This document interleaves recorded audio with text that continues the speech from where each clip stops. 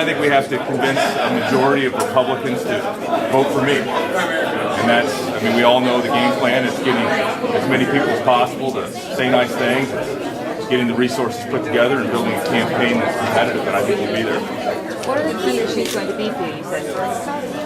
Well, the key issues is the size of government, the overspending, because as a small business owner and someone that has to manage a family's budget, we look at the government has enough resources. It's a priorities, and they're overspending. And so we need to get spending under control. That's going to be the big issue. You had mentioned subsidies. What subsidies should be scaled back and cut? Well, I think right now we need to look at a comprehensive, at the whole federal budget. I mean, right now, the first place that I would look would be foreign aid. I think we're sending way too much money to people that don't like us or want to do us good things for us. I think we also need to look at things like our support of the UN and how much money we're using when they keep passing resolutions that are not friendly to the United States. So there's two areas, but we need to look at a comprehensive. I'm going to take a black pen to Washington, D.C.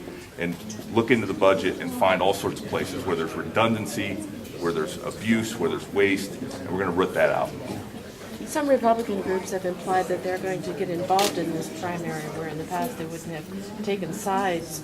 Do you think you can attract that kind of support? Well, the only thing that's going to matter is Iowa voters and Iowa Republican voters in the primary. And so I'm taking my message on the road to all 99 counties and sharing that positive vision for our future and our kids' future. Have you started fundraising yet?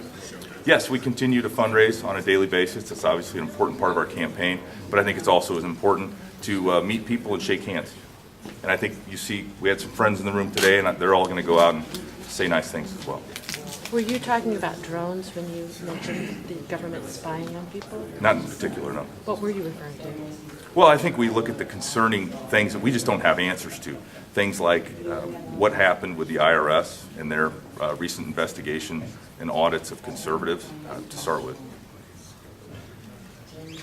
What happens if we text that number to Iowa? Is that an automatic donation, or is that just get out there? No, it's called Text to Join, and it is a way for people to sign up for our campaign and to continue to get updates. But no, we're not receiving any money for that. Obviously, there's been a lot of conflict in Washington of late. A lot of people seem to not want to get into this race because they think it'll be impossible to get anything done there. What makes you different? Well, I think you look at my experience as a small business owner, as a federal prosecutor, and as a husband and father, and I obviously have a core set of convictions, and I'd like to try to make a difference. And that's what I think this campaign is going to be about: is someone that's willing to take a stand and make a difference. The National Organization of College Republicans has a report out today saying that they don't feel like the Republican Party is appealing to their generation. How do you appeal to young Republicans and get more young people to join the Republican Party? Well, we've already reached out to the college Republicans here in the state of Iowa. In fact, I was in Muscatine last night and happened to have a chance to talk to the person that's running and is the president of the college Republicans. So that will obviously be a part of our campaign, and you find out, mostly you listen to what is on their minds and what they think needs to happen with our country. What's your take on the immigration reform bill that's making its way through Congress, as some people are arguing that Republicans need to maybe broaden their message to bring in more immigrant voters? Right. Well, I mean, I see those as two different questions, but as it relates to the immigration bill, I don't support amnesty. As a former prosecutor, I enforce the immigration laws. I understand they're broken. I've been to the borders in Canada and Mexico, and I see the significant challenges we face. But the current bill, I wouldn't support amnesty or a path to citizenship. But I think we do need to fix the problem, and we need to secure the border first. And do you think you'll be making a special attempt to attract the immigrant vote, the Hispanic vote, Latino vote? Well, we're going to attract all voters. We obviously are going to share a positive vision for growth and opportunity and a strong America. And just to be clear, the current Senate bill, you're defining that path to citizenship that's in that bill as amnesty. Is that what you consider amnesty? Yes. So you don't support the current legislation? I do not.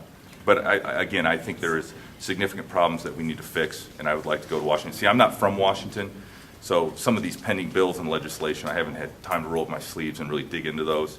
But as I understand the current bill, I would not support amnesty. With all the hearings going on, is that noise to you, or are you going to use it as a platform? Which hearings are you talking about? With the IRS, Benghazi, everything that's going on? Well, certainly as a former prosecutor, I've investigated things and examined witnesses. And, we just need some answers. As it relates to Benghazi, there are so many unanswered questions and so many different stories we've heard. And the same thing with the IRS. I mean, you kind of wait and see what happens the next day. The story seems to continue to change. So, obviously, that's part of my background and who I am. But, we look for kind of what's happening in Washington, D.C., and somebody that's not from Washington, D.C., we just all shake our heads and we can't believe what they're doing out there right now. And on the government spending, do you support government aid coming to states, like Iowa for the flooding or Oklahoma for the recent natural disasters there? Or is that Well, the certainly kind of spending you think is? certainly the government has a role, especially in disaster relief. My comment about aid was relating to foreign aid, particularly like an example would be aid to like Egypt. Should every dollar of disaster aid, though, within the U.S. be offset in the budget? Well, we can't predict God-made disasters, and so it's a real challenge to make sure that we have taken the right priorities and made the tough choices so that when our fellow Americans need help and it's appropriate, that we can be there and not just continue to borrow it. You talked about walking in Ted Cruz's footsteps. Can you talk a little bit more about that? Well, I admire the very few people in Washington, D.C. that stand on their convictions. And so, anyone that's willing to